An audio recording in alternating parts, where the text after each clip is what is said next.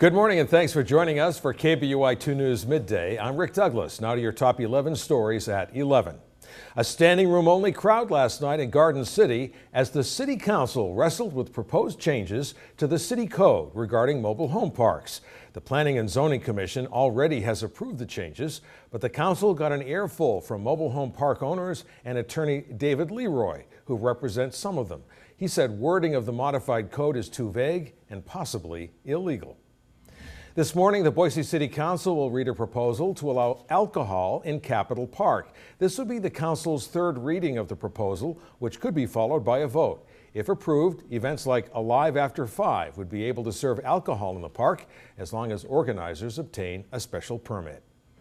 And tonight, the City Council will hold a public hearing about the ride-sharing service Uber.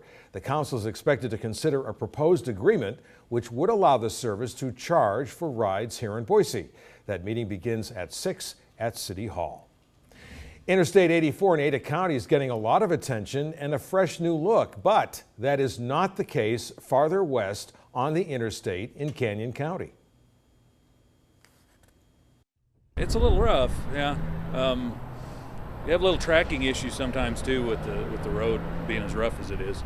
The worst part is right out here getting on the freeway. That between 29 and about the 30 they patched last year, it's bumpy. The interstate, especially by the Caldwell Airport, is a pavement patchwork. ITD says its crews fill potholes, but it's an old roadway. There is a plan in the works to make it better, but not until, get this, the year 2020.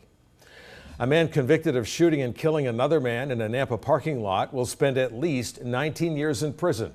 A Canyon County judge sentenced James Whitewater yesterday to 40 years, but he'll be eligible for parole after 19. The 28-year-old Nampa man was found guilty in the death of Pedro Martin Jr. Police say the whole thing started as a fight over a woman. The parents of an American woman held by Islamic State militants say they have been notified of her death. Carl and Marcia Mueller, the parents of Kayla Mueller, released a statement to that effect this morning, and the White House also confirmed the woman's death. The Islamic State group reported Friday she died in a Jordanian airstrike. Mueller is the only known remaining ISIS hostage. Meanwhile, the White House is set to send legislation to Congress that would authorize stepped-up military action against ISIS. The use of force against ISIS is still a controversial topic. Many members of Congress are concerned about the U.S. getting involved to the point where ground troops might be necessary. The U.S. already has been involved in a bombing campaign against ISIS targets in Iraq and Syria, but President Obama has promised that American soldiers will not be part of a ground war. Driving around New England is a real challenge today after another 2 feet of fresh snow piled up in parts of the region yesterday. There is so much snow, there's no service on all Boston area subways, trolleys, and commuter rail trains today, so crews can clear the snow and the ice from the tracks. Worse yet, another storm could hit by Thursday. While some local resorts are worried about the lack of snow, there's still plenty up at Brundage, and that's good news for collegiate race teams. Almost 24 college ski and snowboard teams are headed to Brundage for the Western Regional Championships after the original location for the event, Powderhorn in Colorado, didn't have enough snow. Brundage currently has a snow base of 44 inches. Races are February 19th through the 21st in McCall. Over the weekend, Army investigators said pilot error caused the nighttime crash of an Apache helicopter last November. But yesterday, we heard from a former Apache Air Guard pilot. While Dale Dawson has not seen the report, he has some ideas on what could have happened. He says that normally, if there's engine trouble, pilots would be alerted by their instruments. Dawson says it is possible that even if the pilots had night vision goggles, the instrument panel might have been dimmed to the point where they were unaware of the problem.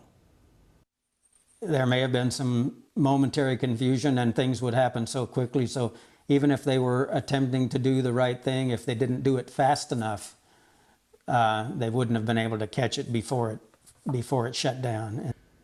Dawson says that in an emergency, pilots typically go into an auto rotation maneuver, which allows the aircraft to glide to the ground. But the weekend report says the pilots of last November's crash had just 3 seconds to react, an impossible scenario to survive. Well, the Clarion Hotel and Casino just off the Vegas Strip was imploded in the middle of the night. The Clarion had more than 200 rooms and was the only Clarion in the U.S. to offer gaming. During its more than 44-year history, the building had several bankruptcies and closures and changed ownership a number of times. It went by such names as the Royal Americana, the Paddle Wheel, the Debbie Reynolds Hollywood Hotel, and the Greek Isles. A Las Vegas developer isn't saying what he has planned for that property.